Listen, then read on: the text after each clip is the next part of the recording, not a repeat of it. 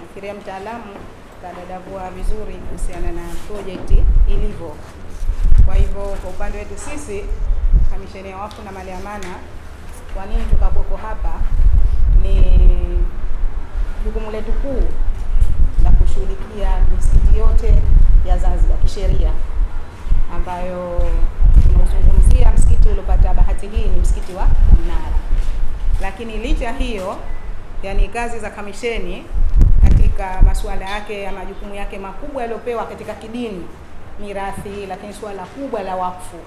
Na katika msikiti wa Bamnara, licha kwa tunaushughulikia lile jengo lenyewe, lakini pia kuna mtu ambaye alitoa wakfu ili ule msikiti uweze kunufaisha.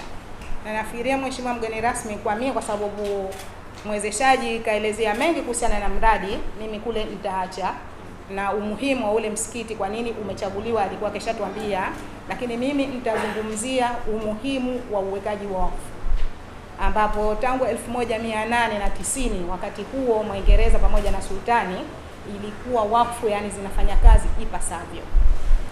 Na tunaambiwa kuwa katika vita vya pili vya dunia Zanzibar iliweza kusaidia kwa hali na mali.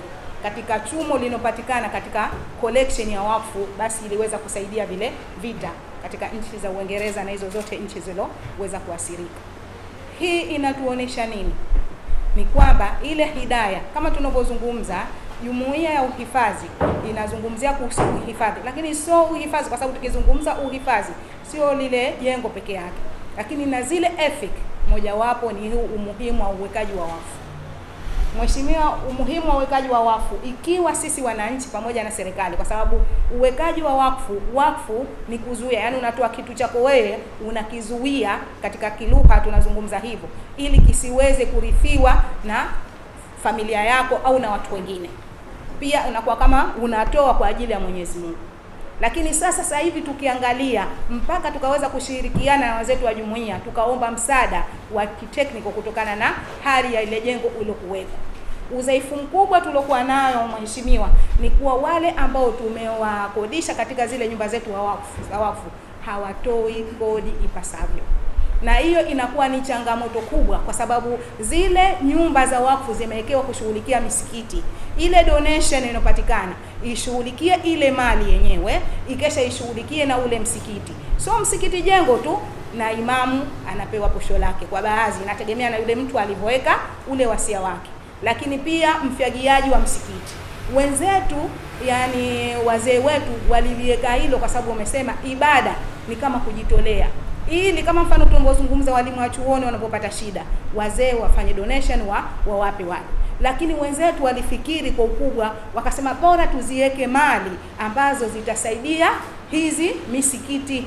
Sasa hili Mheshimiwa ni tatizo kubwa ambalo linatokea, kuweza kuathirika ile misikiti yenyewe, lakini pia kuweza kuathirika na zile mali zenyewe.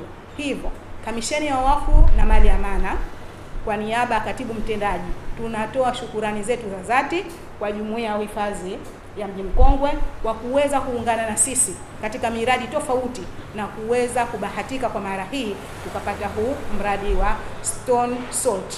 Na kwa nini umeitwa hivyo? Nafikiria mwezeshaji wa mwanzo alielezea umuhimu wake. Kwa hivyo sisi tunatoa shukrani, tunaomba wananchi, kwa sababu msikiti una wazee wa msikiti, yani viongozi, tunaomba tushirikiane ili wale walofadhili huu mradi wasichoke na tuweze tukafanya kazi nzuri kama ilivyoelezewa kuhusu uelimishaji na vitu vingine. Asante sana.